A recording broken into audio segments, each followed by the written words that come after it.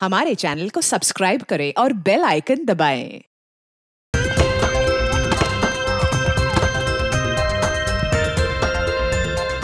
आप सब ने कभी न कभी फुटबॉल या क्रिकेट मैच का मजा तो जरूर उठाया होगा, मगर आज हम आपको पिलाएंगे एक ऐसा कॉकटेल जिसमें क्रिकेट का भी मजा है और फुटबॉल का भी, क्योंकि आज पहली बार दो हाथ कर रही है सीआईडी की टीम और उनके नन्हे मुन्ने मित्रों की टीम, जो कि वो बच्चे हैं जिनकी परवरिश किसी घर में नहीं बल्कि अनाथालय में हुई है। तो चलिए सीधे ले चलते हैं आपको मैच के आंखों देखे हाल की ओर। बॉल यहाँ है सीआईडी के घातक गेंदबाज देखना अंकल, अब मैं आपकी इस बॉल पे सीधा चौका मारूंगा। अच्छा? बैट्समैन के गेंदबाज को चुनौती। मैं इतना खराब बॉलर भी नहीं हूँ, समझे? देखना तुम्हें आउट कर देता हूँ क्या नहीं। ऑल द बेस्ट बेटा। Thank you sir. गेंदबाज यहाँ अपनी फील्ड प्लेसमेंट चेक करते हुए।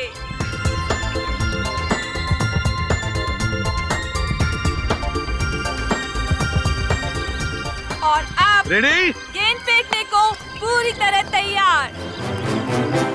और ये बैट्समैन का शानदार शॉट। क्या ये छक्का जाएगा? ओह नो, ये तो बाउंड्री पे क्या सचिन यहाँ चीते की फुर्ती के साथ गेंद की तरफ भागते हुए और ये तंबू में घुस गए। सीआईडी एक बार फिर से इस क्रिकेट मैच में नाकाम साबित हुए। अरे क्या सचिन, क्या छोड़ दिया? भाग!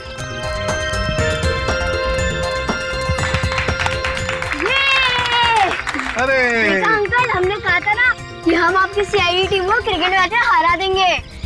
ये तो पता था कि तुम लोग जीतने वाले हो। चलो चलो चलो सब लोग चलो। अंकल, मुझे तो सबसे बड़ा क्रिकेटर बनना है। देखो बेटा, जिंदगी में खूब मेहनत करना। अगर मेहनत करोगे तो सब कुछ बन सकते हो, जो चाहते हो बन सकते हो। लेकिन मेहनत जरूरी है ना? अच्छा अंकल, अब दोबारा हमारे साथ खेलने कब आओगे? बहुत जल्दी आएंगे और सबको लेकर आएंगे। हाँ? ओके, चलो चलो आप निकाल के पियो, ओके? चलो।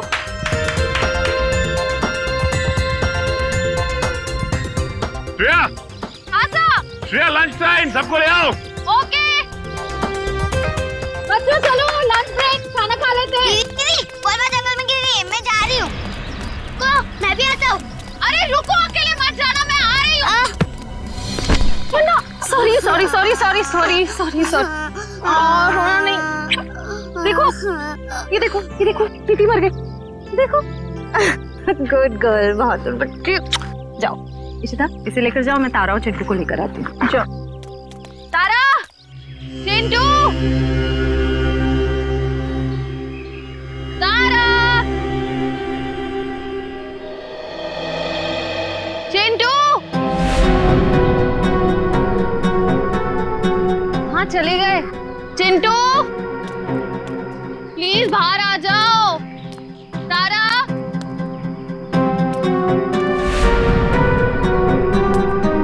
चिंटू, तारा।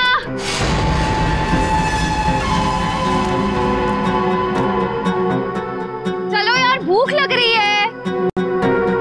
तारा, देखो एसीपी सर बहुत डांटेंगे। चिंटू,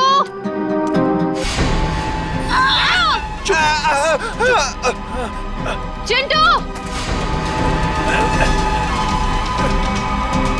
निकल यहाँ से, जल्दी।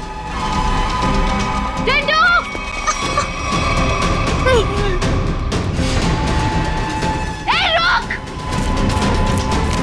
रुक जाओ, नहीं तो गोली मार दूंगी। मैं सीआईडी से हूँ।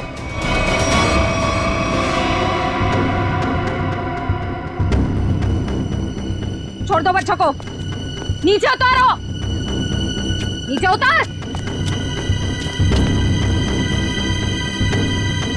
छोड़ दे।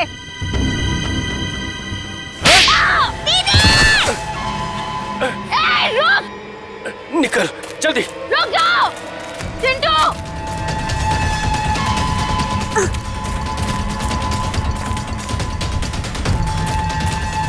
बचाओ दीदी, बचाओ, चुप। बचाओ दीदी, बचाओ दीदी। छोड़ दो बच्चों को, नहीं तो मैं तुम दोनों को नहीं छोड़ूंगी। रास्ता छोड़ हमारा। उतारो नीचे। तारा चिंटू भागो यहाँ से। हम आपको अकेले छोड़कर नहीं भागेंगे। भागो यहाँ से। हम आपको छोड़कर नहीं जाएंगे।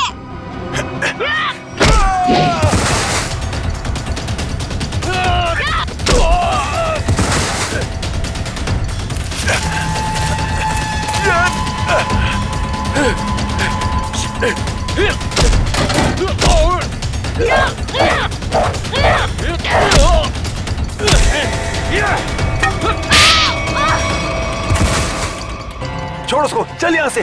हाँ, चल निकल, जल्दी जल्दी कर।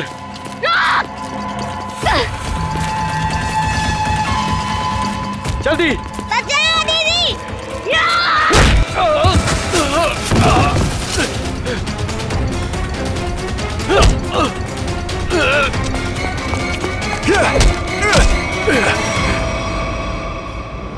दीदी।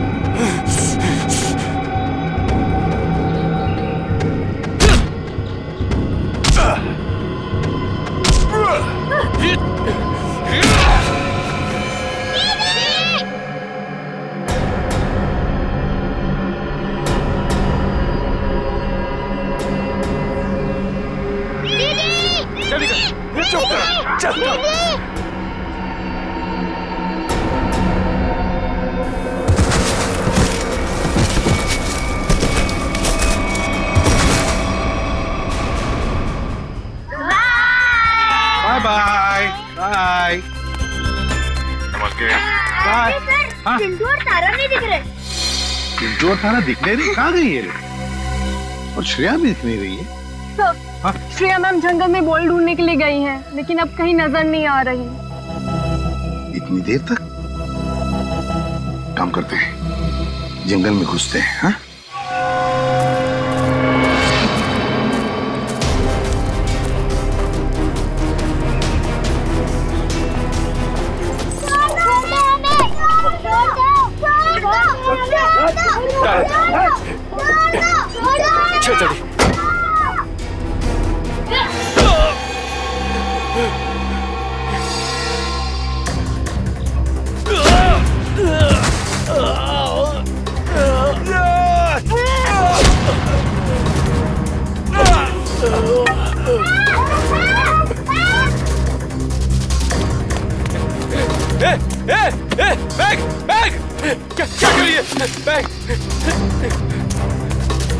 बैग छोड़, निकल यहाँ से।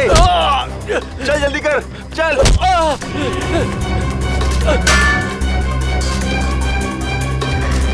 जल्दी चल, चल।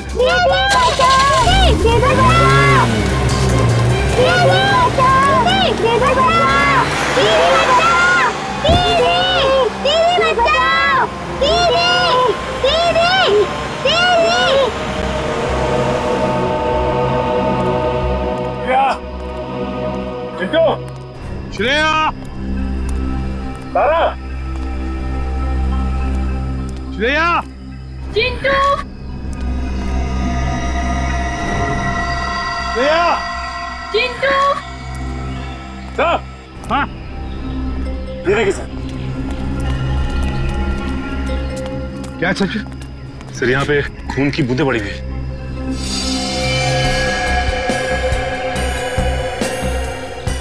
सर, कहीं श्रेया मैम को कुछ हो तो नहीं गया? कुछ नहीं होगा श्रेया को, सीआईडी ऑफिसर है वो। देखते ये खून की बूंदें हमें कहां तक ले जाती है।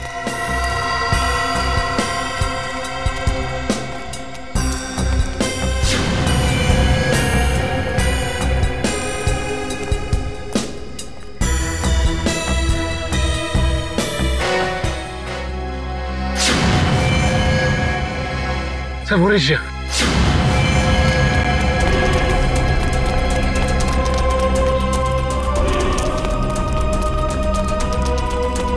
श्रेया मैम। श्रेया, तुम श्रेया? श्रेया,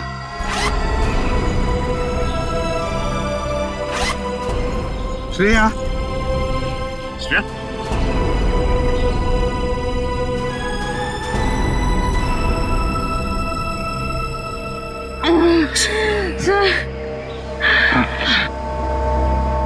क्या हुआ? किसने किया ये? क्या हुआ? ब्रीफकेस। ब्रीफकेस? हाँ सर। कौन सी ब्रीफकेस? वो ब्रीफकेस उधर। सचिन देखो जरा, जा। श्रेया किसने किया ये? बच्चे कहाँ हैं? कहाँ है बच्चे? सर तारा और चिंटू को 2 गुंडे उठाकर लेकर गए थे। तुमने देखा उनको? चेहरे देखे उनके?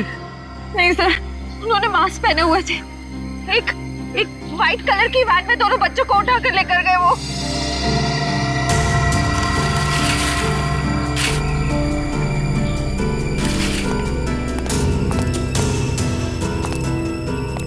अच्छा, वैन का नंबर तो देखा है? नहीं सर, नंबर प्लेट नहीं थी, मगर राइट साइड की टेल लाइट टूटी हुई थी सर।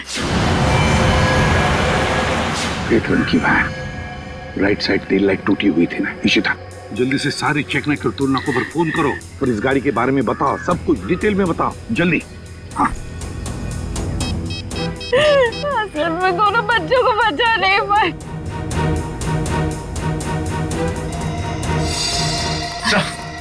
हाँ, ये रहा वो ब्रीफकेस।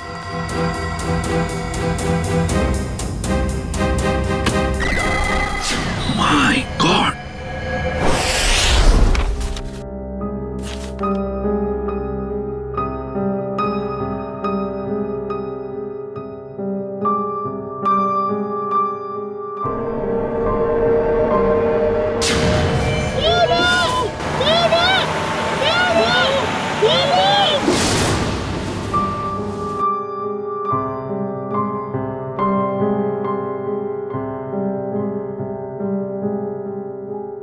श्रेया मैम, कुछ दिन सेहत का ध्यान रखिएगा। सर पर भी काफी जख्म आया है। ये जख्म तो भर जाएंगे तेरे। बच्चों को भी गुंडों से बचा नहीं पाए। इस बोझ को मैं कभी झेल नहीं पाऊंगी। श्रेया, क्या कर रही हो तुम? ऐसा मत सोचो, उन बच्चों को हम बहुत जल्द ढूंढ निकालेंगे। और फिर तुमने वो ब्रीफकेस छीन लिया हाथ से उसके। एक बार डॉक्टर सारों के उस ब्रीफकेस से कोई सॉलिड सबूत निकाल लें, उन बच्चों तक हम बहुत जल्दी पहुंच जाएंगे। हाँ डॉक्टर साहब, कुछ मिला क्या? किसी औरत का हाथ है, हाथ पर मेहंदी लगी हुई है और नाखूनों पर नेल पॉलिश। डॉक्टर साहब, ये सब हमें पहले से पता है, कोई खास डिस्कवरी हो तो बताइए। हाँ है ना, लगता है इस औरत ने हाल फिलहाल में ही मेहंदी लगाई है, क्योंकि मेहंदी का रंग बहुत गाढ़ा है।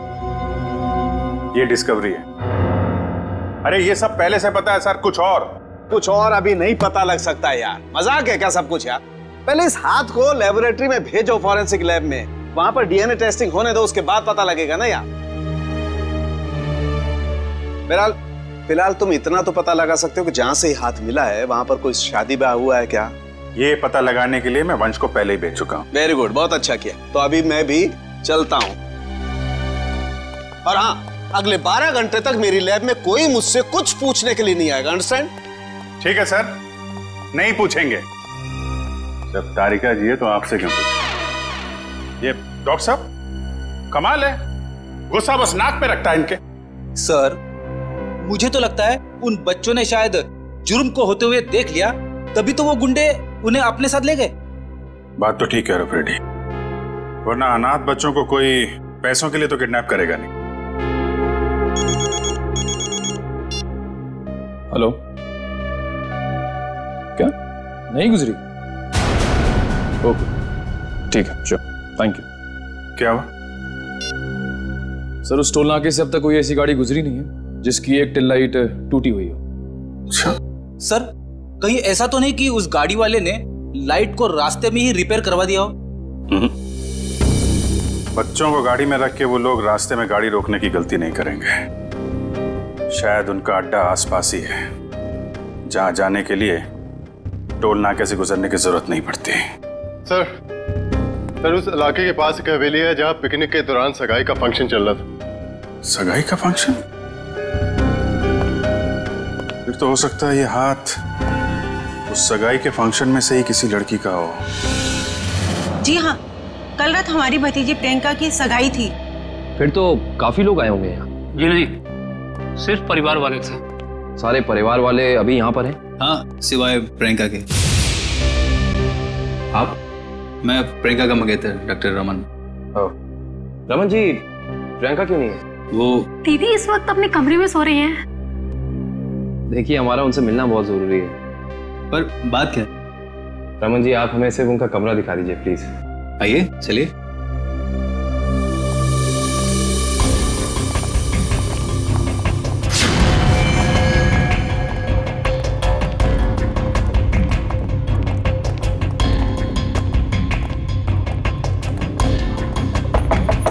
प्रियंका, प्रियंका, उठो, प्रियंका, प्रियंका, एक काम करिए, इस कमरे की डुप्लीकेट चाबी लेकर आइए। प्रियंका रोज इतनी देर तक सोती है? दोपहर का 1 बज रहा है। नहीं, वैसे तो जल्दी उठ जाती है, शायद सगाई की थकावट होगी इसलिए नहीं उठी है वो।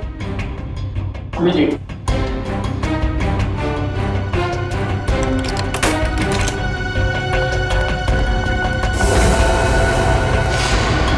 प्रियंका, प्रियंका, प्रियंका का हाथ कहाँ गया? प्रियंका, प्लीज आप बाहर चलिए। Sir please. Sir, she is dead. जिस बात का शक था वही हुआ।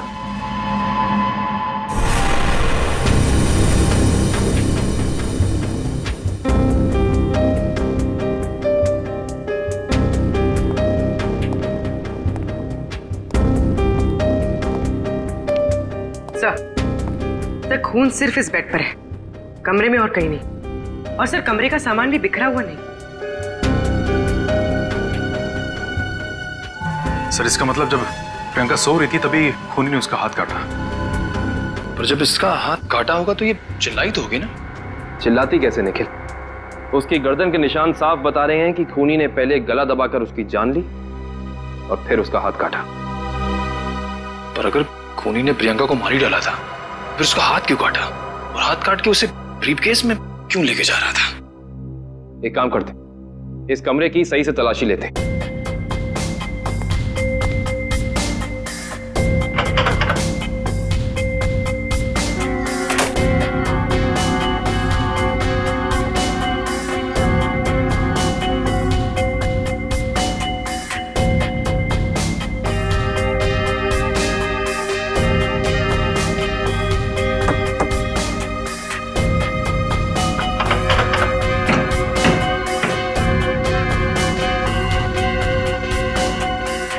कमाल है, सारी खिड़कियां बंद हैं, दरवाजा बंद है, तो खूनी इस कमरे में आया कहां से? हाँ, और कोई खुफिया रास्ता भी नहीं है यहाँ पर। बाथरूम की खिड़की इतनी छोटी है कि कोई इंसान उसमें से अंदर आ ही नहीं सकता। इसका मतलब खूनी जो कोई भी है वो अंदर का ही है। वो चुपचाप दबे पांव कमरे में आया, खून किया, फिर आराम से चला गया। आज ही मैंने उसे अपने क्लिनिक से कई बार फोन किया और उसने फोन पिक नहीं किया। मुझे उसी समय समझ आना चाहिए था। नियति को कौन बदल सकता है? किसी का खून होना नियति की बात नहीं, बल्कि जुर्म होता है। अब ये बताइए कि इस कमरे में सगाई के बाद प्रियंका से मिलने कौन कौन आया था?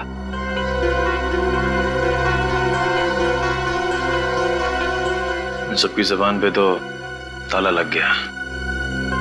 इस ताले को खोलने का तरीका है हमारे पास।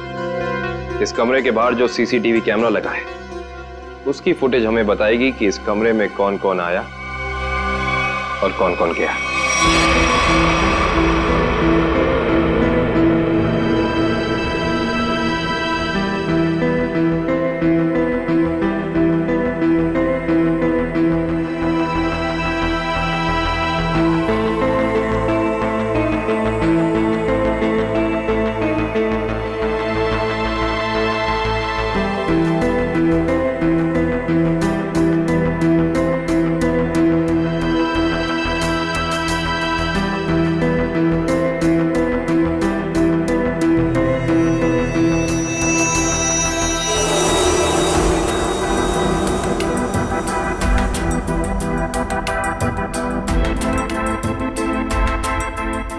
फॉरवर्ड करना पूरी।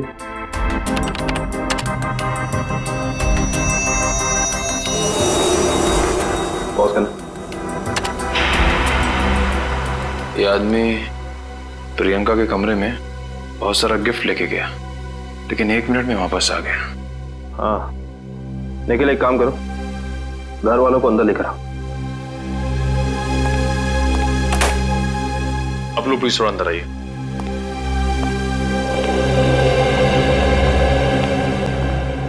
आइए। आप लोग इस आदमी को जानते हैं?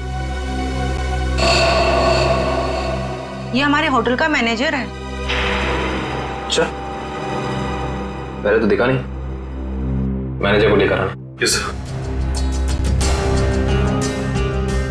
थोड़ा फॉरवर्ड।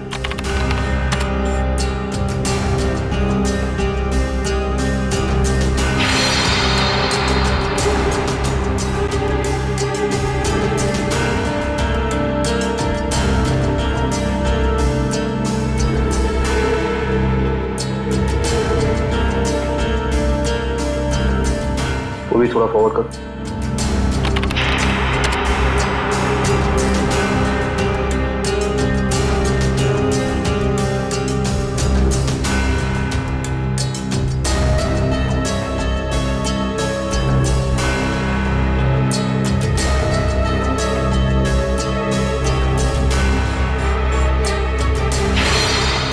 पॉज कर।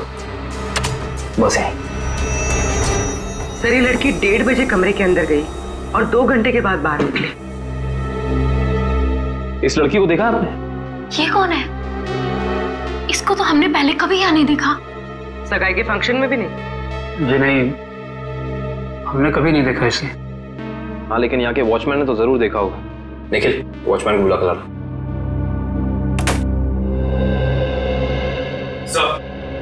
सब जगह देख लिया मगर मैनेजर कहीं मिला नहीं सर। मिला नहीं? सुबह तो यही था, शायद मार्केट गया होगा सब्जी लेने के लिए। कमाल है, पहली बार सुन रहा हूँ कि इतने बड़े होटल का मैनेजर बाहर सब्जी लेने जाता है। ये इस होटल के वॉचमैन का नाम है रिंकू। रिंकू जी, इस होटल के मैनेजर को तुमने यहाँ से बाहर जाते हुए देखा था? नहीं सर। इस लड़की को देखा था? हाँ सर, ये तो वही लड़की जो कल रात प्रियंका मैम से मिलने आई थी। क्या कोई भी यार घर आएगा प्रियंका से मिलने और तुमने अंदर जाने दिया? नहीं साहब, हमने पहले प्रियंका मैम को फोन किया उनके रूम में, उन्होंने बोला आने दो, तो हमने आने दिया। इसका मतलब प्रियंका इस लड़की को जानती थी और आप लोग कह रहे हैं कि आप इस लड़की को जानते नहीं। रिंकू एक बात बताओ, ये लड़की कल होटल अपनी गाड़ी से आई थी या फिर? सर ये लड़की टैक्सी से आई थी। टैक्सी? उस टैक्सी का कोई नंबर रिकॉर्ड किया तुमने, कहीं लिखा कुछ? हाँ साहब, मैं होटल के अंदर जितनी भी टैक्सी आती है उनका नंबर लिख के रखता हूँ रजिस्टर पे। ये फोटो ध्यान से देखो, ये लड़की कल रात तुम्हारी टैक्सी में बैठी थी। आप लोग कौन? हम लोग सीआईडी से।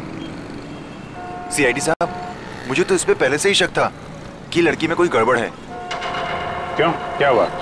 ये लड़की 1 बजे रात को अकेली हमारी टैक्सी में आके बैठ गई और कहने लगी मुझे कुंदन नगर हवेली पे छोड़ दो।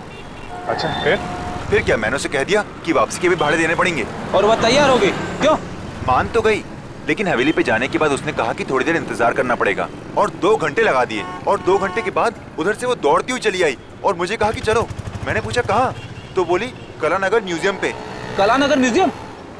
सर इतनी रात को तो ये म्यूजियम बंद रहता है ना? हाँ सर, मैंने यही उनसे पूछा, पर उन्होंने कहा तुम अपने काम से काम रखो। काम से काम तो अब सीआईडी रखेगी। कलानगर म्यूजियम?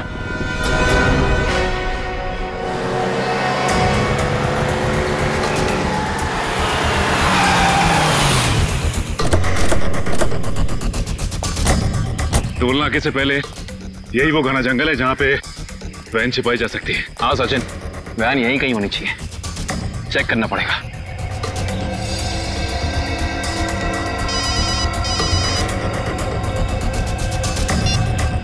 कितनी बार कहा है तुम लोगों को कि कोई गलती नहीं होनी चाहिए, मगर तुम सब लोग निकम्मे हो, निकम्मे। बॉस, हमारी तरफ से तो सब सही जा रहा था, पता नहीं ये बच्चे अचानक कहां से आ गए। हमें कुछ समझ में नहीं आया, इसलिए हम बच्चों को उठाकर हमारे साथ में ले आए। तो आप मुझसे क्या चाहते हो? उन बच्चों को अपनी पीठ पर बिठाकर घोड़ा घोड़ा खेलूं?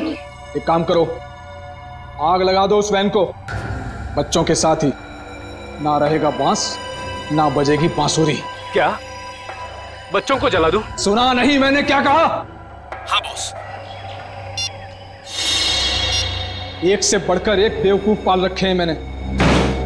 चिंटू, हमें कुछ करना आएगा, वरना पता नहीं ये बुरे अंकल हमारे साथ क्या करेंगे। इस आदमी के सीने में दिल है या पत्थर? कितनी आसानी से कह दिया कि बच्चों को जला दे। अरे तो हम कौन से महात्मा हैं? बॉस ने कहा है तो कर देते ना। चल ठीक है।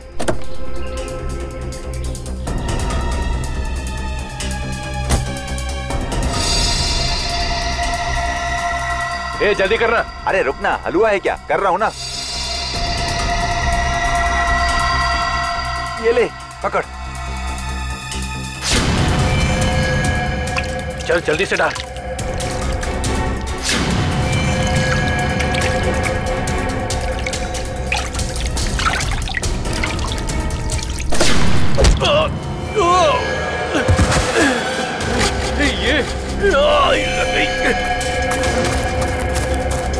अरे भाई, अरे बच्चे चल उस तरफ भागे, चल।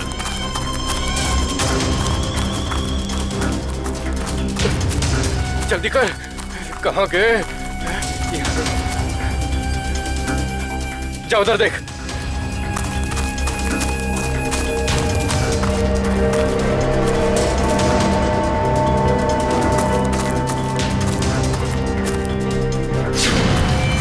अरे वो देख, वो रहे। पकड़, चल चल चल जल्दी।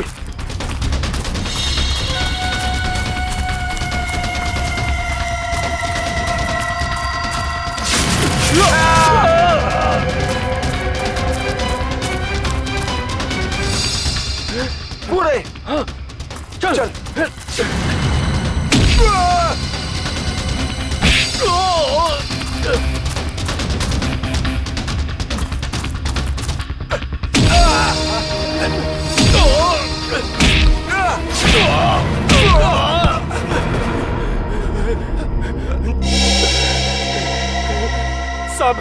साहब हमने जो कुछ भी किया पैसे के लिए किया साहब।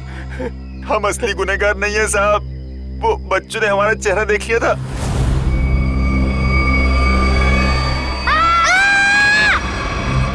इसलिए हम उन्हें अपने साथ उठा लाए। कौन असली गुनहगार? बोल, नाम बता उसका। हमने उसका चेहरा नहीं देखा साहब, क्योंकि वो गाड़ी में आया था और पैसे देके चला गया साहब। गाड़ी में आया था तो उसका गाड़ी नंबर, मोबाइल नंबर, घर का नंबर कुछ तो याद होगा। साहब उसका मोबाइल नंबर है मेरे पास। देखो जल्दी निकल। देता हूँ साहब, ये वाला सर। है कौन ये मिस्टर एक्स? सर इस म्यूजियम में पहले आप आ चुके हैं? हाँ एक बार आ गया दया के साथ। तो वैसे मुझे भी म्यूजियम में आके एंटीक चीजें देखना काफी पसंद है सर।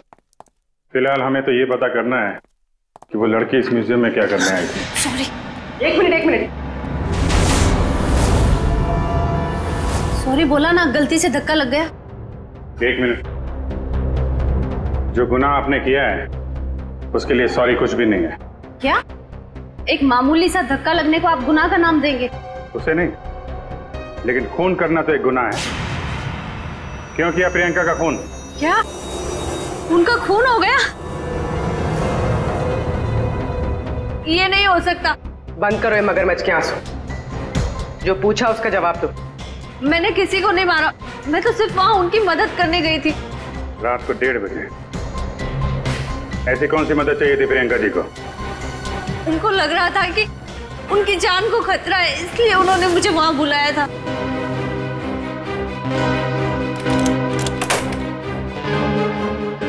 थैंक गॉड तुम आ गए। मगर हुआ क्या? इतनी रात गए बुलाया? क्या हुआ? कुछ तो बताओ, क्या हुआ? तुम इतनी टेंस क्यों नजर आ रही हो? मेरी जान को खतरा है। क्या? मगर किससे? ये सब बातें करने का बिल्कुल वक्त नहीं है। ये बताओ, जो सामान मैंने तुमसे मंगवाया था तुम लेकर आई हो, अब फटाफट मेरे लेफ्ट हैंड का प्रिंट ले लो। Do it fast.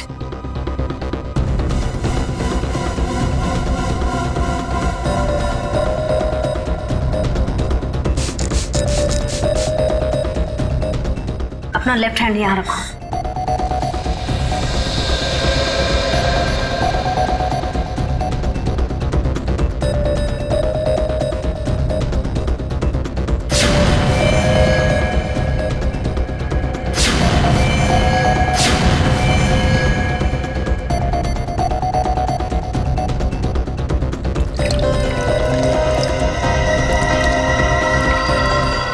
देखो, अभी तक तुमने मेरी बहुत मदद की है। मेरा एक और काम कर दोगी प्लीज?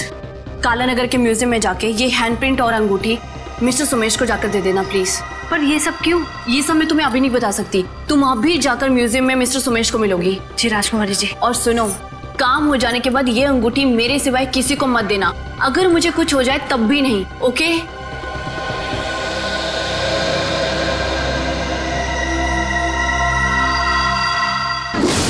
तो उन्होंने अपने हाथ का इम्प्रिंट बनवाया और उसे म्यूजियम के मैनेजर सोमेश को देने को कहा। जी।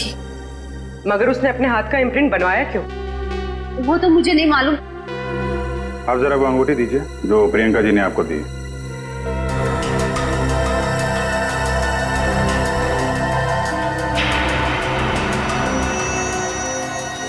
ये तो काफी अनमोल लगती है। सर ये अंगूठी, वो कटा हुआ हाथ, ये म्यूजियम, सर कुछ समझ में नहीं आ रहा है। इसका जवाब तो अभी ये मैनेजर सोमेश जी देंगे। ये बहुत प्रसिद्ध और पुरानी पेंटिंग है। राजा रवि प्रताप ने इसे बनवाया था। इस तरह की कलाकारी करने का उसे बहुत शौक था। मिस्टर सोमेश।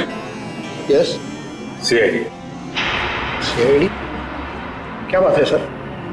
जरा इधर आइए, आपसे कुछ बात करनी थी। कीजिए ना सर, मुझसे कोई गलती हुई क्या? नहीं, वो बात नहीं है। आप जरा ये अंगूठी देखिए, इसे पहचानते हैं? जी हाँ, ये राजकुमारी प्रियंका जी की अंगूठी है। आपके पास कैसे आई? ये हमें रागनी ने दी है। अभी गई है ना म्यूजियम से बाहर। वो ये अंगूठी और राजकुमारी के हाथों का इम्प्रिंट लेके आई थी, है ना? जी हाँ, इस म्यूजियम में काफी सारे राजघरानों के जो यहाँ के ट्रस्टीज हैं उनके पर्सनल लॉकर्स हैं। जब कभी खास एग्जीबिशन होता है तभी हमारे लॉकर में रखे हुए पुश्तैनी हीरे जेवरात हम उसमें पेश करते हैं। लेकिन लॉकर्स खोलने के लिए लॉकर्स के मालिक को आना पड़ता होगा ना यहाँ पे? जी नहीं, ये जरूरी नहीं। कभी कभी मालिक अपने खास आदमी को भेजकर लॉकर खुलवाते हैं, क्योंकि यहाँ फुल सिक्योरिटी है और हर एंटीक रजिस्टर है। I see। हम वो प्रियंका जी का लॉकर देख सकते हैं? क्यों नहीं, आइए।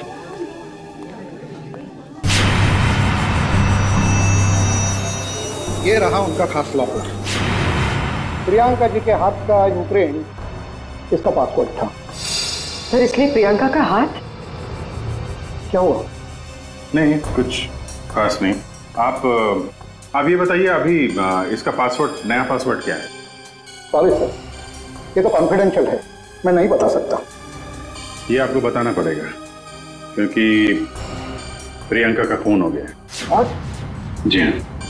और खूनी तक पहुंचने के लिए हमारा ये जानना बहुत जरूरी है कि इस लॉकर में क्या है और प्रियंका ने अपना पासवर्ड जल्दबाजी में क्यों बदला। प्लीज। आपके पास जो अंगूठी है यही नया पासवर्ड है। अंगूठी? ये पासवर्ड है? जी हाँ। अब जरा ये लॉकर खोलिए।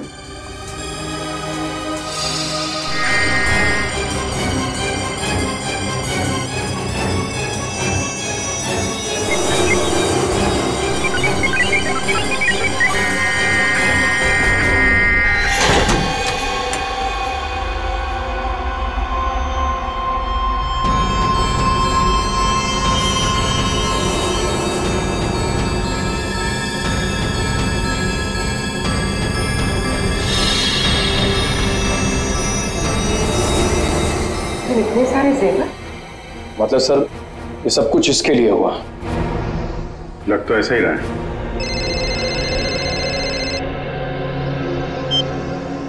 हाँ बताओ।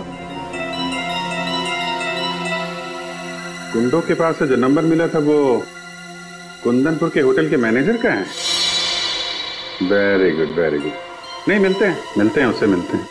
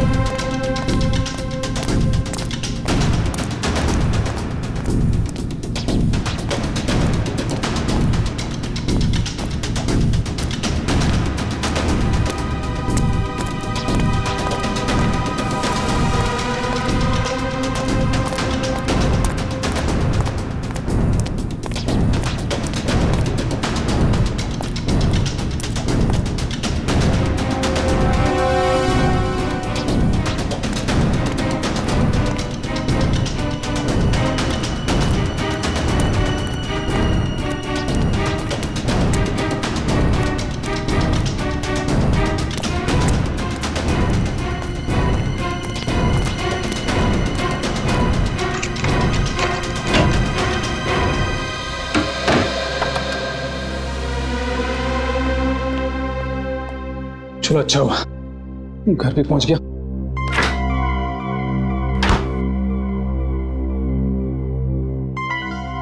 किसी ने देखा भी नहीं सिवाय हमारे सीआईडी। हाँ सीआईडी। चल बैठ। बोल, राजकुमारी का खून क्यों किया तूने? मैंने राजकुमारी को नहीं मारा सर, मैंने तो जो किया वो उसके कहने पे किया। किसके कहने पे किया? पता नहीं सर, मुझे तो एक पर्ची मिली थी, उस पे लिखा था कि मैं राजकुमारी के कमरे की खिड़की खुली छोड़ दूं।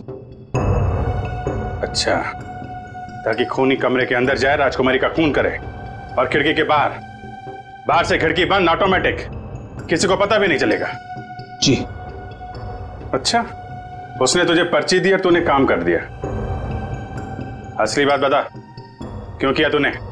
सर वो उसने मुझे धमकी दी थी कि अगर मैंने उसकी मदद नहीं की तो मेरे अतीत के बारे में सबको बता देगा कि मैं जेल गया था।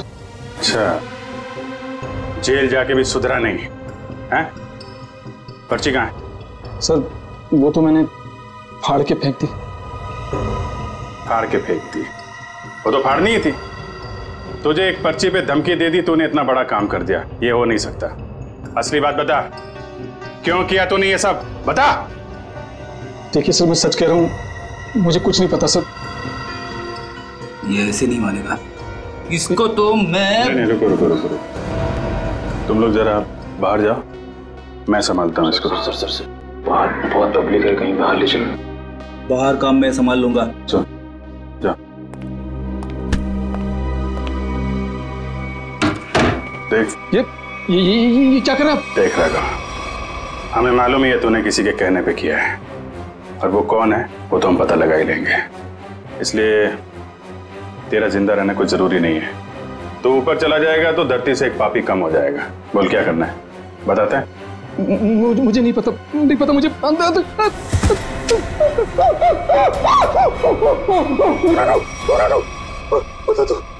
बोल। मुझे 10 लाख रुपए दिए थे उसने। 10 लाख रुपए? आजा भाई। 10 लाख रुपए का चक्कर है। चल, पैसे कहाँ हैं? पैसे दिखा। हाँ, अंदर है। निकाल। लाता हूं। सर नुस्खा काम आ गया।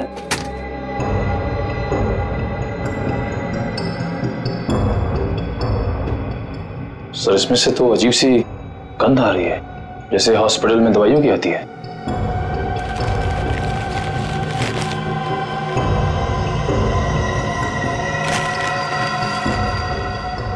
मुल्क में से नहीं है, अखबार में से आ रही है। एक मिनट सर, इस पे कुछ नंबर लिखा हुआ है। 82184। तो घर का एड्रेस लिखा है। दवाई की स्मेल और ये घर का एड्रेस। अब समझ में आया वो पर्ची दी किसने थी। कितनी बार उसे समझाया कि हमारा अभी मिलना ठीक नहीं है। लेकिन फिर भी पता नहीं वो क्यों मुझसे मिलना चाहता है। This better be important. Yes, it is important. मेरा तुमसे मिलना बहुत जरूरी, क्योंकि मुझे मेरा पैसा चाहिए अभी। कैसा पैसा? पैसा कैसा होता है अब ये भी तुम्हें समझाना पड़ेगा। जब प्लान ही फेल हो गया तो पैसे का तो सवाल ही नहीं उठता। तुम्हारी गलतियों का खामियाजा मैं क्यों भुगतूं? प्रियंका से शादी करने के बाद वो वैसे भी करोड़पति बनने वाला था, और तुमने मुझे गलत राह पे चलाया, और इसकी सजा तुम्हें भुगतनी होगी। देखो, मैं तुम्हारा दुख समझ सकता हूं, लेकिन जब लॉटरी लगी नहीं तो इनाम बांटने का सवाल कहां से उठता है? लॉटरी तो लगी है, सीआईडी वाली। सीआईडी? और इनाम भी बहुत जबरदस्त मिलेगा अंकल जी। रमन, तुमने सीआईडी को बुलाया है? जब पार्टनरशिप की है तो जेल अकेले कैसे जाता? क्या मतलब? मतलब मैं समझाता हूं। जब हमें होटल के मैनेजर के घर से न्यूज़पेपर में इस डॉक्टर के क्लिनिक का एड्रेस मिला तो हम समझ गए थे कि प्रियंका के मर्डर में पहला मोहरा ये डॉक्टर है। मगर हमें पता चल गया था कि इस डॉक्टर में इतनी हिम्मत नहीं कि किसी का खून कर सके। तब हमने एक प्लान बनाया।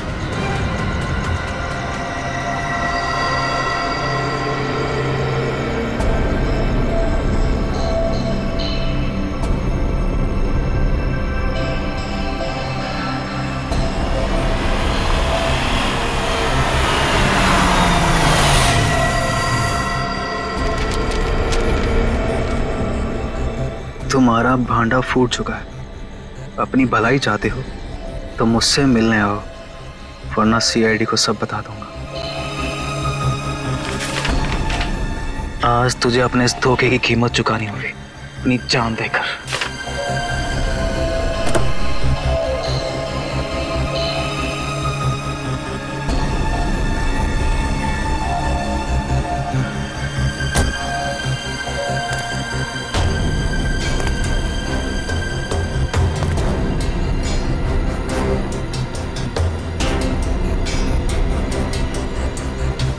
कहाँ हो तुम? अब चूहे की तरह बिल में छिपके क्या बैठ गए हो? लो, मैं आ गया। क्या हुआ? डर गए क्या? अब डरने की बारी तुम्हारी है।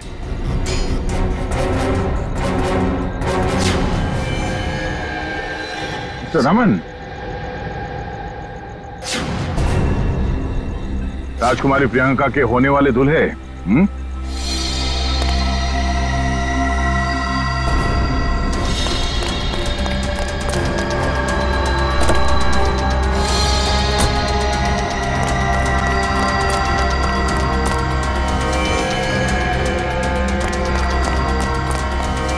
बहुत बड़ा धक्का लगा। हम यहाँ पे देख के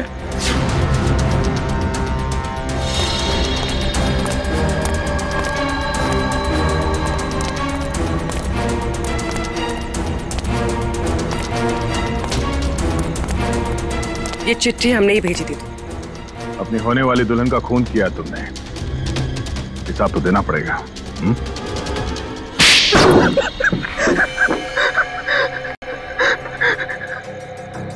ठीक कह रहे हैं आप लोग। हमने ये सब प्रियंका की दौलत पाने के लिए किया था। हाँ, और अब फटाफट अपने पार्टनर का नाम बता दे जिसके साथ मिलके तूने ये पूरी खिचड़ी पकाई है। चलो, अब फांसी के फंदे के लिए तैयार हो जाओ। अरे इसके पहले मैं तुम लोग को ऊपर पहुंचा दूंगा।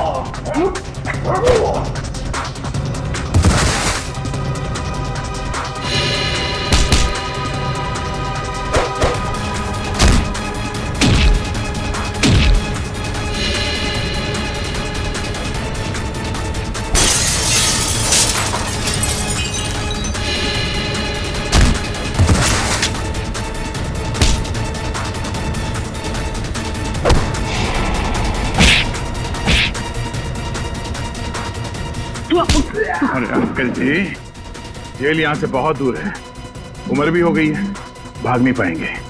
सीआईडी की जीप में छोड़ देते हैं आपको।